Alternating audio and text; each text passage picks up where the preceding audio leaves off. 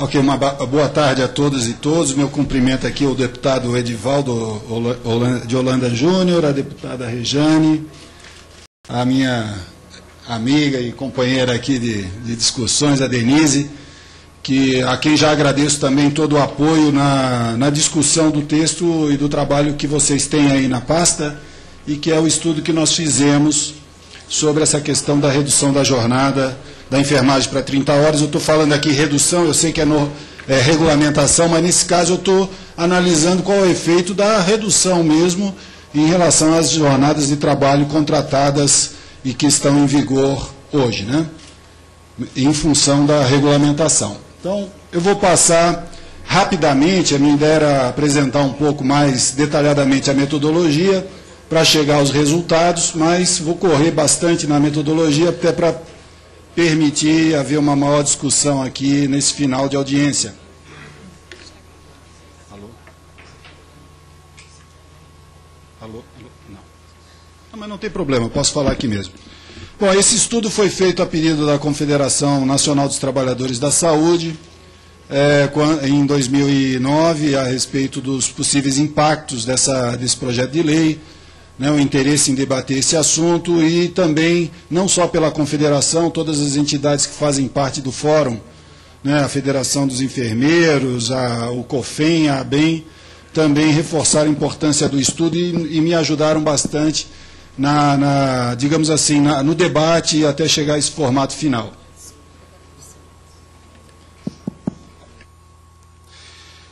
Essa nota técnica foi originalmente escrita em 2008, atualizada em 2009. É possível fazer uma nova atualização com os dados de 2010, mas o resultado, em termos o principal dele, não vai ser tão diferente do que nós já temos aí. A metodologia, esse estudo a intenção qual é? A intenção é olhar a floresta, não a árvore especificamente. Se nós formos olhar cada estabelecimento, cada situação vai ser um caso, um impacto, e nós precisaríamos uma outra metodologia, talvez um pouco diferente da que eu assisti ser apresentada aqui, para a gente captar as diversas situações que podem vir a surgir dessa lei. Mas o importante é o seguinte, é uma lei para regular o trabalho da enfermagem como um todo. Então ela tem um caráter abrangente. Nós temos que, portanto, discuti-la, avaliá-la no seu caráter mais geral. Qual é o efeito que isso vai ter para o conjunto da enfermagem e não cada estabelecimento, muito embora às vezes possamos examinar pontos específicos. Por isso nós adotamos como base de dados a RAIS, que é a Relação Anual de Informações Sociais, que é um cadastro administrativo de caráter universal. Todos os empregadores têm que fornecer dados ao Ministério do Trabalho sobre o contrato de trabalho de todo o trabalhador brasileiro, que inclui o salário e a jornada contratada, não a jornada efetiva, mas sim aquela que é contratada e, portanto, que vai ser a jornada que vai ser regulamentada por esse projeto de lei. Tá? Nós não incluímos trabalho informal, trabalho por conta própria, trabalho por cooperativa, porque essas formas não são formas de vínculo empregatício, regido seja pela CLT, seja pelo Estatuto do Servidor Público. E nós utilizamos os empregos existentes em 31/12. Esse é um passo importante para não haver dupla contagem em função da rotatividade do emprego. Ou seja, você tem um número muito maior de empregos ao longo do ano, porque um trabalhador ou vários trabalhadores se sucedem no mesmo posto de trabalho. Quando você observa o emprego num determinado momento, você capta, digamos assim, os postos de trabalho existentes. Bom, nós focamos as duas, aqui é importante destacar que nós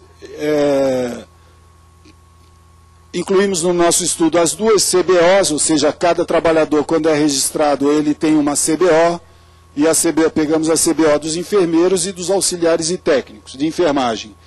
E pegamos o impacto no setor saúde, porque, obviamente, que a gente tem enfermeiro e técnico de enfermagem trabalhando em vários setores da economia.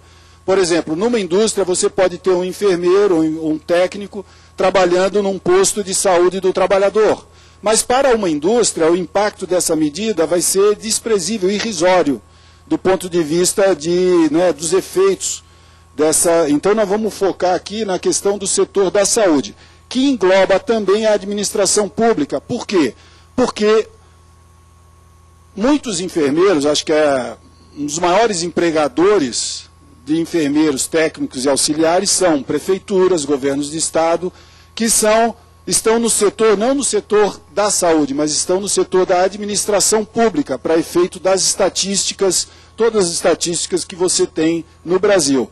Então, focar no setor exclusivo da saúde, que são essas duas divisões aqui, evita ou exclui uma parcela importante do trabalho de enfermagem, que precisa ser considerado também. Esses são alguns dados que foram tabulados, e aqui são um dos primeiros resultados. Nós tínhamos, em 2009, trabalhando com contrato de trabalho, 815 mil profissionais de enfermagem, técnicos e enfermeiros. Certamente temos um outro número trabalhando sob outras formas, trabalho autônomo, cooperativas ou informal. Nesses três setores que nós vamos estudar, tínhamos 90% dos empregos da enfermagem, portanto são os setores que mais empregam, o que dá cerca de 730 mil enfermeiros, técnicos e auxiliares. Hoje esse número deve estar mais de 800 mil nesses três setores, já que esses dados aí são de 2009. Esses aqui são dados do salário médio. Pode ver que, por exemplo, o salário médio de técnico e auxiliar de enfermagem era R$ 1.300. Agora, esse número é uma média nacional. A gente sabe que tem muita desigualdade entre setor público e privado, muita desigualdade de regiões para regiões. E essa média representa o quê? Mais ou menos 3 salários mínimos da época, de dezembro de 2009. Um salário relativamente baixo para um profissional de nível técnico. E o método que eu utilizei para estimar os impactos foi o seguinte: peguei todas as horas contratadas em jornada superior a 30 horas semanais e dividi por 30. Ou seja, eu peguei, por exemplo, 3 empregos de 40 horas e transformei em 4 empregos de 30 horas. Tá? Esse foi o passo de cálculo, que é muito simples para fazer essa conta. E no primeiro estudo, eu tomei a remuneração média dos empregos com jornada de 30 horas como parâmetro para a remuneração dos empregos gerados por essa operação aqui. Tá? Então, a partir daí, eu vi qual seria o impacto em termos de massa de salário, aumento de massa de salário. Então, quais foram os resultados? Primeiro ponto importante é o alcance da medida. Essa redução da jornada de trabalho vai beneficiar, com dados de 2009, 800 mil trabalhadores. Se nós formos trazer isso para hoje, vai dar algo em torno de 900 mil pessoas beneficiadas, seja pela redução da jornada, seja pela geração de postos de trabalho. Porque esse conjunto de empregos vai ser convertido nesse conjunto aqui. Tá? Então, cerca de 600 mil empregos passarão a 800 mil. Isso com dados de 2009 hoje. Então, acho que isso é uma informação importante para falar para os deputados do alcance social dessa medida. Né? Agora, quando a gente pensa em total do emprego do setor da saúde e da administração pública, que empregava na época quase 10 milhões de pessoas, o aumento de emprego pela redução da jornada era, 2009, 195 mil novos empregos, o que representa um aumento do emprego de 1,96%.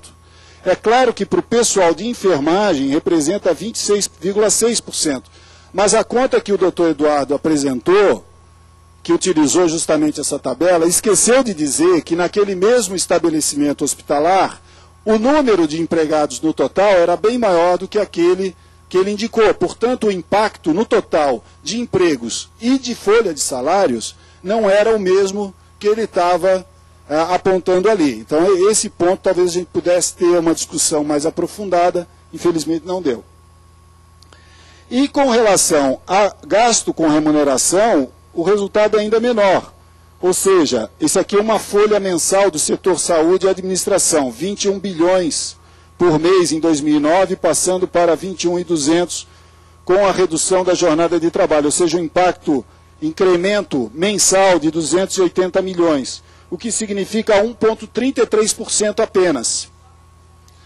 Tá? Ou seja, um impacto pequeno, e é esse o número que a Denise jogou para calcular os 3 bilhões, né, Denise? É. Agora, numa discussão que houve depois da produção desse estudo, o pessoal falou, não, mas não vai ter redução da jornada de trabalho. Tá, então vamos ver se as jornadas forem reduzidas e os salários forem mantidos. Qual é o impacto? 1,78, ainda abaixo de 2%. Aí outro argumento que eu vi num debate é o seguinte, não, mas aqui só está contando remuneração, tem o problema dos encargos sociais. Eu digo para vocês, se você jogar um encargo médio de 30% sobre esse 1,78, vai chegar a algo em torno de 2,2%. Ou seja, o custo com salário e encargo não vai ultrapassar 2,5% da folha desses setores que a gente está tratando aqui. Em termos de país, isso é um impacto muito pequeno. É claro que um estabelecimento pode ter um impacto maior, certamente tem, mas não é tão significativo. Tá? É um impacto pequeno, pode haver impacto maior para estabelecimento que sejam mais intensivo em pessoal de enfermagem, mas nós temos que computar também outros efeitos, como, por exemplo, a redução do absenteísmo, a mudança na composição ocupacional com ênfase na contratação de técnicos e auxiliares, a própria introdução de tecnologia e, fundamentalmente, a redução da jornada pode melhorar, certamente vai, a qualidade do atendimento, portanto, a efetividade do serviço. Eu queria só agregar uma questão aqui. Eu acho que foi falado que o maior impacto vai se dar sobre o setor privado. Eu debateria muito essa questão, eu acho que não vai ser. Do total do impacto financeiro dessa medida, eu acho que o principal é o setor público. Certamente vai ser, é o setor público que tem que dizer se ele vai concordar com a redução da jornada para 30 horas. E nós não podemos ficar refém do impacto no setor privado. Eu acho que é um erro dizer. Muito embora, claro, o setor privado vai ter um impacto proporcional maior. Mas por quê? Porque é onde a jornada de trabalho é mais longa, é mais exaustiva, entendeu? Então, é justamente esse setor que vai precisar reduzir a sua jornada. Mas o impacto financeiro não é sobre o setor privado, é sobre o setor público, e ainda mais se a gente considerar que é o setor público que vai, de alguma maneira, financiar, por exemplo, o setor filantrópico. E para o setor público, esse impacto não é grande. Embora ele seja maior em termos de reais, ele como custo para funcionamento do setor público de saúde e da administração pública, ele é pequeno. Tanto é assim que já foi dito, muitos estados têm jornada de 30 horas. Então eu acho que ficar refém da argumentação do setor privado não é uma boa via. Nós não podemos dar de barato que é o setor privado que é o bloqueio para isso aí. Não é, não pode ser, porque não é ele que vai pagar a maior parte da conta. É com o setor público, com o governo, com a discussão, com o Estado brasileiro, se ele vai dar ou não condições em termos de uma jornada como a que o movimento está defendendo, que considera adequada para a enfermagem. Então esse é um último ponto que eu queria colocar. Teria muito interesse em debater mais profundamente essas ideias, né, e também debater os outros estudos que foram apresentados. Quem sabe numa próxima oportunidade a gente possa fazer isso. E muito obrigado pelo convite e por vocês estarem aqui para me ouvir até essa hora do dia. Obrigado.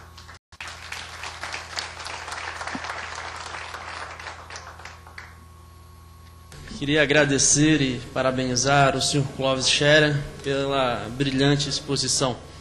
Nós vamos passar agora aos debates. Queria chamar o primeiro inscrito, a senhora Mônica, do Rio de Janeiro. Se faz presente. Eu peço que a senhora se inscreva aqui na mesa.